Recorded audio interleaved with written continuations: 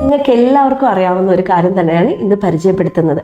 നിങ്ങൾ 80s-ലെയോ 90s-ലെ കിഡ്സ് ആണെന്നുണ്ടെങ്കിൽ നിങ്ങളുടെ വീട്ടിലുള്ള അമ്മൂമ്മമാരോ മുത്തശ്ശിമാരോ ഒക്കെ സ്ഥിരം പറയുന്ന ഒന്നാണ്, കുളി കഴിഞ്ഞ് അല്പം ഒരു രാസ്നാദി ചൂർണ്ണമൊക്കെ ഇട്ടൂടെ എന്നുള്ളൊരു ചോദ്യം. രാസ്നാദി ചൂർണ്ണത്തെ പറ്റി പറയുവാണെങ്കിൽ നമുക്ക് എല്ലാവർക്കും അറിയാം, നല്ല സുഗന്ധമാണ് അതിന്, അല്ലേ?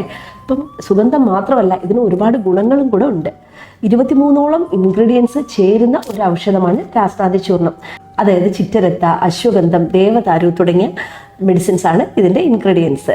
നിങ്ങളുടെ വീട്ടിൽ നിങ്ങൾക്കോ മുതിർന്നവർക്കോ കുട്ടികൾക്കോ ആർക്കോ ആയിക്കോട്ടെ വിട്ടുമാറാതെയുള്ള ജലദോഷം, അതല്ലെങ്കിൽ തുമ്മൽ, കഫക്കെട്ട്, അല്ലെങ്കിൽ ഒരു നീർപ്പിടുത്തം ഒക്കെ ഉണ്ടെന്നുണ്ടെങ്കിൽ, അതല്ലെങ്കിൽ നമ്മൾ ഈ ആൻറ്റിബയോട്ടിക്സ് ഒക്കെ കഴിച്ചിട്ടും ഒരു 1 വീക്ക് കഴിഞ്ഞിട്ടും നമുക്ക് അസുഖങ്ങളൊന്നും മാറുന്നില്ല, ഈ കഫക്കെട്ട്, റെസ്പിറേറ്ററി ഇഷ്യൂസ് ഒക്കെ മാറുന്നില്ല എന്നുണ്ടെങ്കിൽ നമുക്ക് ശീലമാക്കാൻ പറ്റുന്ന ഒരു ഉത്തമമായിട്ടുള്ളൊരു മെഡിസിനാണ്.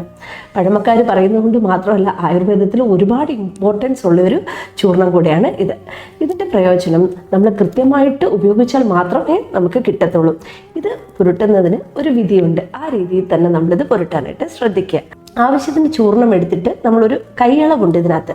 അതായത് നമ്മുടെ ഈ 4 ഫിംഗേഴ്സ് നമ്മൾ പുരുകത്തിൻ്റെ മുകളിൽ വെച്ചിട്ട് അടുത്ത 4 ഫിംഗേഴ്സ് നമ്മൾ പുരുകത്തിൻ്റെ അതിൻ്റെ മുകളിൽ വെക്കുമ്പോഴത്തേക്ക് കിട്ടുന്ന ആ ഒരു സ്പേസിലാണ് നമ്മൾ രാസ്നാദി ചൂർണം ഇടേണ്ടത്. അതല്ല, മറ്റൊരു ഈസി ആയിട്ടുള്ള മെത്തേഡാണ് നമ്മുടെ തള്ളവിരൽ ഇവിടെ വെച്ചിട്ട് മിഡിൽ ഫിംഗർ എവിടെയാണോ തട്ടുന്നത് ആ ഭാഗത്താണ് രാസ്നാദി ചൂർണം ഇടേണ്ടത്.